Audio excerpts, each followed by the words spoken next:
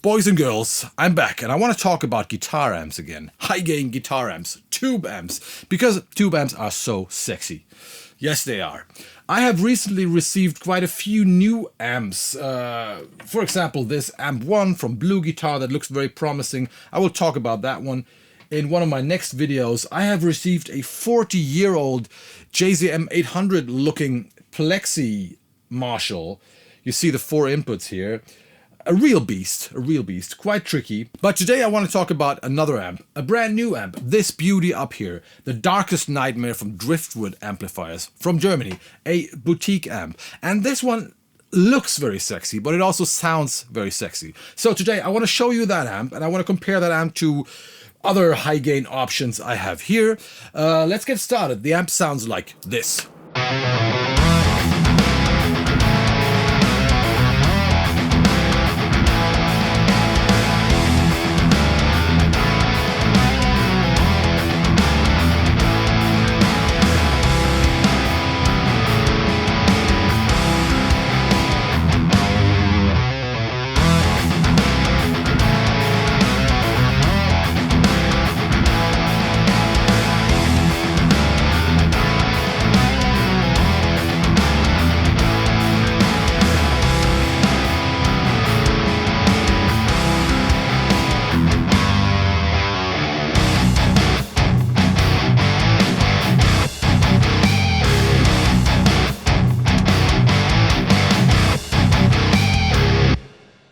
So this amp has an interesting concept because it's basically a one-channel amp. There's a channel switch here, but it basically just switches 2 different gain stages. The sound stays the same, so you have one channel. This amp is all about giving you one sound, a great sounding crushing metal tone, high gain metal tone. That's what it does. But it has a lot of pretty unique features built around that main tone. So instead of giving you several channels with several EQs so you can have a clean and a crunch and a high gain tone, it gives you just one smashing high gain tone, but with those features. For example, there's an inbuilt Tubescreamer, and that is a really smart thing to do. I use Tubescreamers all the time, as you know, not to add more gain, sometimes also to add more gain, but mostly to make the sound tighter, to get the lows under control and to give the overall tone more mid-bite. It's already built in. Perfect, wonderful, very smart move. It has an inbuilt noise gate, which is very handy, especially live. And the noise gate works really well. I don't really need it in the studio, but you know, again, that's like 2 extra pedals normally, a noise gate and a Tubescreamer, all built in. What else? You got quite a few sound options here. There are some switches where you have like different modes for the EQ, different modes for the distortion, and there's a sizzle knob where you can determine the amount of higher frequencies in the power amp. Very interesting. If you order the amp, and that thing is quite expensive. It's a boutique amp. I think it starts at 2,300 or something. You better look it up. Yeah, but you can order your custom version. You know, you can determine what it looks like. You can determine the front. This is beautiful here, by the way. And you can order it with different sets of tubes. Yeah, boutique amp built around just one tone, chuga chuga. This one also has an inbuilt IR player, which I think is a great feature. I don't need it here, you know, I have cabinets, so today we're gonna do the real thing and play through a cab, but that's just a great feature. One thing that is not included is a load box. That would be even better. So you still need to connect a load box or a cab if you want to play the amp through the IR player, and that is a pity. I think they should have added a load box as well. That would be even cooler, or add a load box as an option. That would be cool. Okay, but the main question is, how does it sound? So I'm gonna grab a guitar now and show you how it sounds. Let me just describe the signal path. We are playing this amp straight into a Mesa Boogie 4x12 cab, but we're not using a vintage 30 today. We're using my favorite speaker, which is the EMINENCE DV77, the Mick Thompson signature speaker, which is still not available, I think, or like there were like 100 pieces available in the US and they're already sold out, but EMINENCE told me they are working on it. So in a few weeks you will be able to buy that speaker. In the meantime, check out my IR pack. You know, my official EMINENCE IR pack featuring this speaker and 2 other great sounding speakers. You will find a link below. Today we're only using one microphone, SM57. That's all. Sounds great with this speaker. So I'm gonna grab a guitar now and I will show you how it sounds. And we will also compare it to 2 other amplifiers, because that's important. And that's what most people don't do on YouTube. They just say, hey, this is a great sounding amp, listen. But you know, I will try to describe the distortion, I will try to describe how it sounds, and I will show you where it sits, you know, in the... Alright, so here we go. All knobs are more or less at noon. The Tubescreamer is turned off. It sounds like this. More gain. Nice.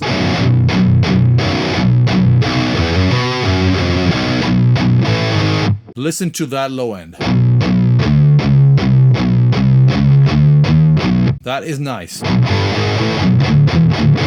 So that is definitely like in the same category like rectifiers or diesel amps, like serious low end.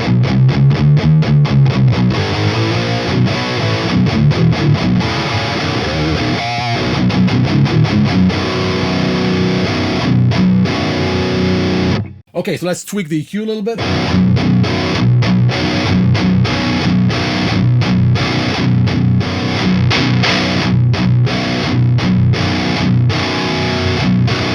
And let's add the Tubescreamer.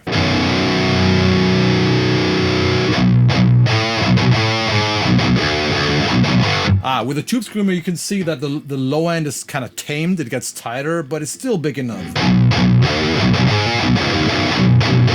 Now we need a little less gain.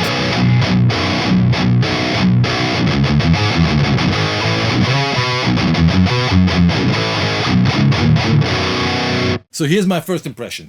This amp, I think it goes into a rectifier direction, but it's different. What does that mean? Well, first of all, it has a tight and dynamic distortion. It's not too compressed. That is very, very useful for any kind of modern metal. It has a lot of sexy sounding low end.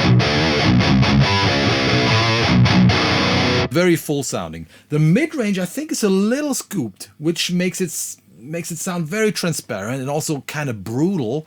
So it doesn't have the most vocal mid-range, the most singing mid-range. It's more that, yeah, that brutal rectifier-ish mid-range.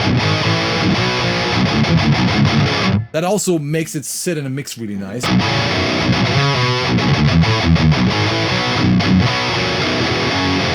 It doesn't really have the high-end rattle of a rectifier, I think.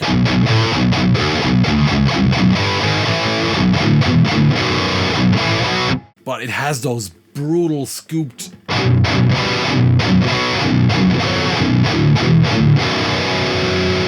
But the cool thing, let's play with the knobs a little bit. The cool thing is we have that sizzle knob here, and I think it controls the amount of high end in the power amp. So now I think it's in the off position. Let's have a listen. Let me switch it.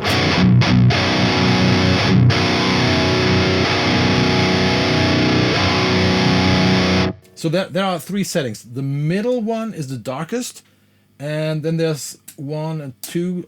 If you press it down, you will get a lot more sizzle, and that makes it sound even more like a rectifier. Turned off.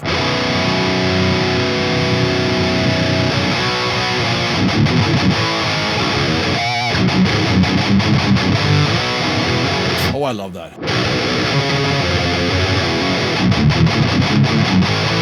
But I feel like it doesn't sound as scooped as the rectifier. The rectifier has like a very, very typical sound that with that rattle and that huge low end, and then there's basically no mids at all. But this one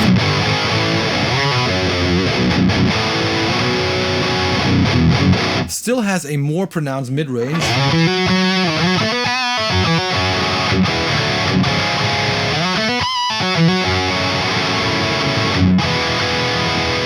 And I'm gonna use like the middle position for the sizzle switch. It is very powerful that you can actually determine how much of that rattle, of that sizzle, of that power amp grind you want to have in your sound. Because if you want to play something melodic, you might not need that, but if you play something like, it makes things just sound fucking evil. Right, so that is a very powerful thing. We also have two knobs called Sharp and Rumble. And let me see. So Rumble gives you even more low end.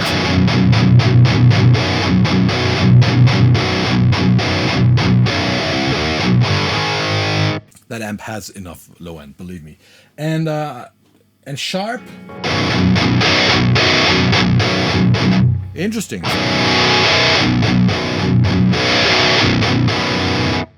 I thought it would be like a presence knob for the power amp, but it seems to sit deeper. It's more like a wah, like a higher mid thing.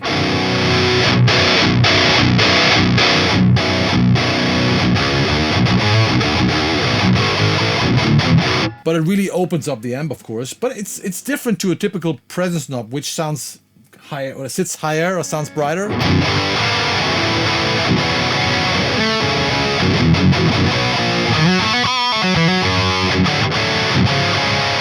Now, there's also another very interesting switch here called Voice. I don't know what it's doing. Let's just have a listen.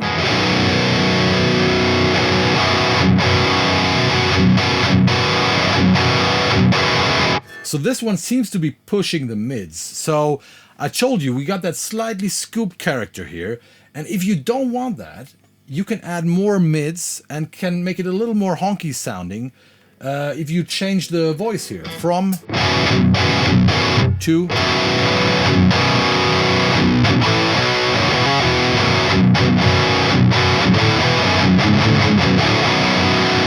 so this is a little more typical mid-range, maybe a little more like a 5150, you know, not that scooped rectifier thing.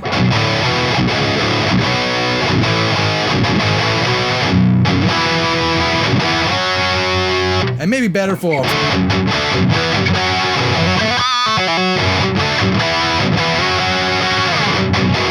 some hard rock riffing. Oh, let's try another guitar.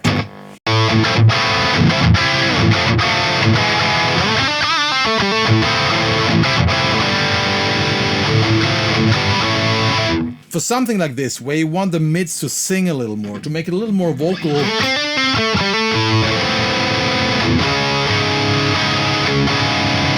It's just better to go here.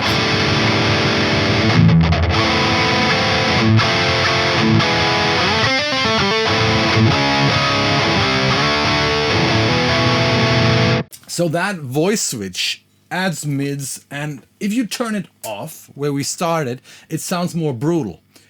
And if you want that, fine. So if you play like evil stuff, you go there because you don't want those mids. And it also makes the guitar sound sit better in a mix. And if you need to sound more vocal, if you want to let the amp sing a little more, you switch this one. Very powerful. So we have this mode switch. Let's call it the brutal switch. So more brutal, less brutal, more singing, whatever you want. And we got this sizzle switch, which is also powerful to add more or less rattle. How does that sound with this guitar?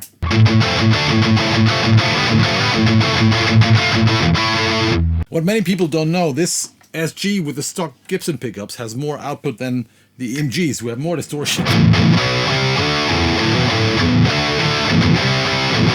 I think with this guitar, normal tuning, passive pickups, I would turn the sizzle off, go into the singing mode, less brutal.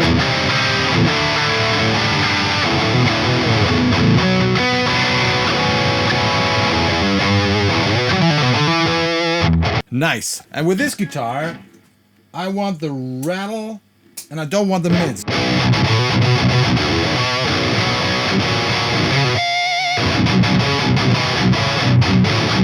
That just makes it tighter, you know. It makes things sound cleaner, and that just works for a low tuning. We got two more switches. One is called Tight.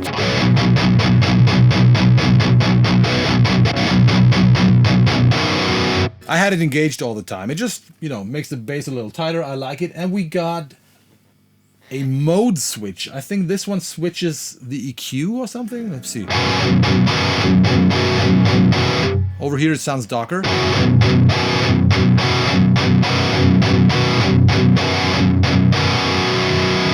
It brightens things up. I don't know what it's doing. Maybe it's shifting the frequency of the treble filter or something. I had it all the time in the bright position. I preferred that. So that's another option. Before we compare this amp to the other amps we have here, let me sum it up right now. This is a great sounding high gain amp. It's all about high gain, but it's quite versatile because you got a lot of switching options to tailor your tone. So you can go from something very brutal, you can go from rectifier land, you know, with a lot of low end, but a tight and dynamic distortion, a lot of low end, kind of scooped, which makes it brutal, and that aggressive high end. You can go from there, but you can also go into a more, let's call it gentle, warmer sounding, fuller sounding, more vocal sounding world, which is maybe better for solo and any kind of metal that needs to sound a little more sophisticated and nice and not super modern and brutal. I really like the options that Driftwood have added here. That makes it really powerful, and it's a great studio amp. You know, if you want high gain tones and you don't need anything else, this is a great studio amp. Of course, if you play live and you want to switch to clean and to crunch and other stuff, that's not possible here. So this is all about high gain. So now let's find out where this amp sits in comparison to some other amps we have here. First, I want to compare it to the Brunetti XL-Lead, which is a middle of the road sounding high gain amp. It sounds great. It's one of the best sounding high gain amps that I own. But now I haven't done that yet, but now I expect it to sound more harmless than the Driftwood, less brutal, to have more vocal mids. Let's find out if that's true. We start with the Driftwood. We will now use an external Tubescreamer.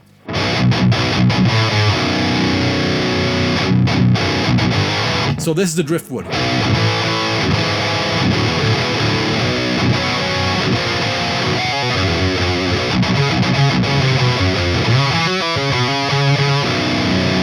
Let's go to the Brunetti.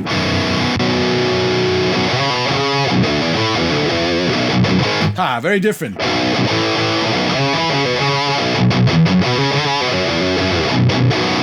And pretty much exactly what I expected. So you hear there's less low end, but a fuller mid-range. This amp is singing a lot more.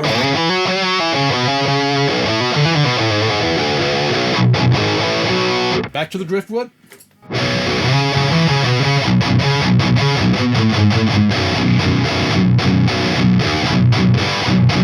That distortion is so dry. That's really well done. Back to the Brunetti.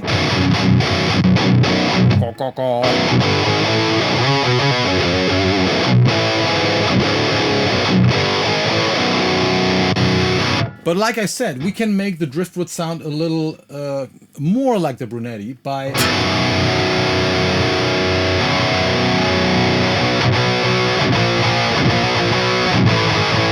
changing the modes. Nice. But now let's compare the Driftwood to the Rectifier, because I think overall it is more a rectifier type of amp, but like more flexible, more versatile than a rectifier. But let's compare them. We start with the Driftwood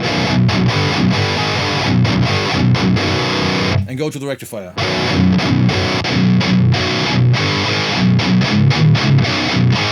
So you see, it has the same dry distortion.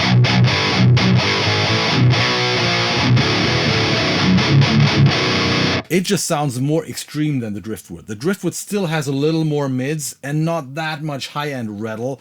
The Rectifier really sounds dry and cold and super scooped and has a brittle high-end.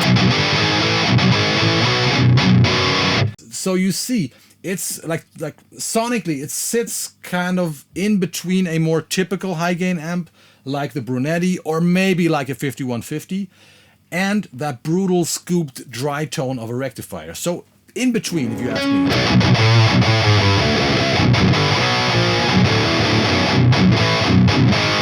But what I love about it is that it has that dry distortion, that really punishing dry distortion with a lot of low end that makes the rectifier so unique, but without sounding as scooped as the rectifier, which is sometimes a problem. Let's go back to the rectifier.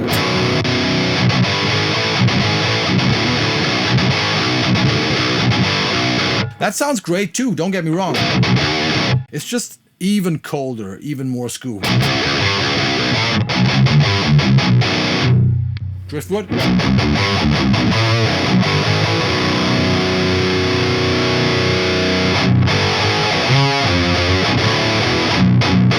Thicker mid-range for sure, lower mids. Let's just switch to the Brunetti one more time.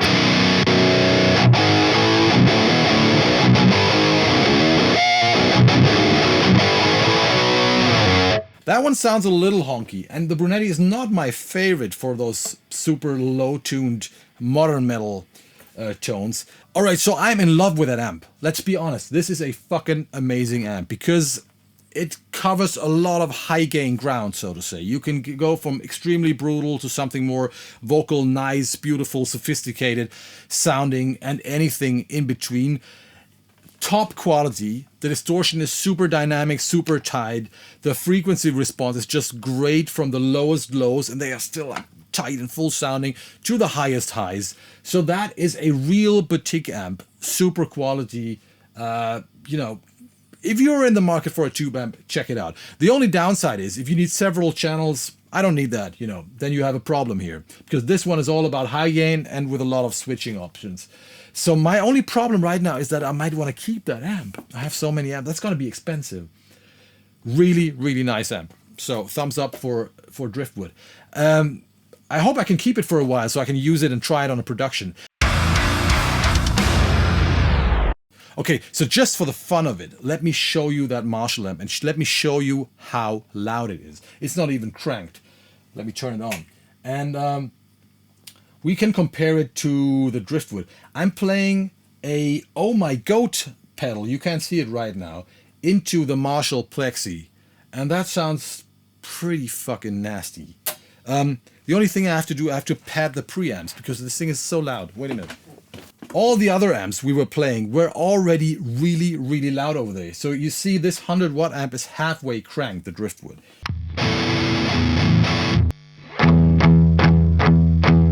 Let's turn on the Oh My Goat.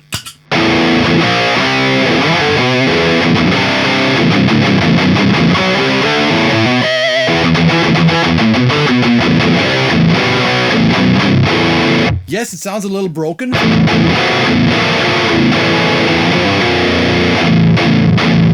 And kind of fuzzy.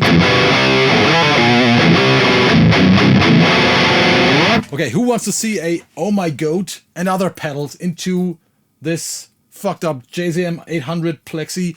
Let me know, then I will do another video. Alright everybody, I think that's all for today. Thanks for watching this video. You should subscribe to this channel. And please ring the bell, ding dong ding, because you know, otherwise you don't see all of my videos. And I want you to share this video on Facebook and to tag me and to tell all your friends and grandma about me and my beautiful Chuga Chuga videos. That would be great. Subscribe to my email list. I just did, like, when was it? Like 2 days ago, I did another Beer with Kohle video. So that means if you are on my email list, every now and then I will do a little private video for you where I drink beer and talk about Chuga Chuga and other stuff. So that's really entertaining. So get on that email. You will find all the links in the description. I will also put a lot of links like to Driftwood and to Brunetti and to whatever, all the gear I have been using in this video. I will put it down there. Yeah, also check out my EMINENCE IR pack. One of the greatest metal packs out there. If you ask me, I might be a little biased though, but I really think it turned out great. So if you're in the market for IRs, check out my EMINENCE pack. There's a link below. Yeah, leave a comment if you like what I'm doing here. Leave a comment. Tell me what you want me to do in the future on this channel. And yes, I'm still working on my academy, the Kohle Audio Cult. I'm just way behind schedule because I have so much studio work. So I've been talking for half an hour or something now. It was very nice. I love you all, as usual. See you in hell, motherfuckers. Bye-bye.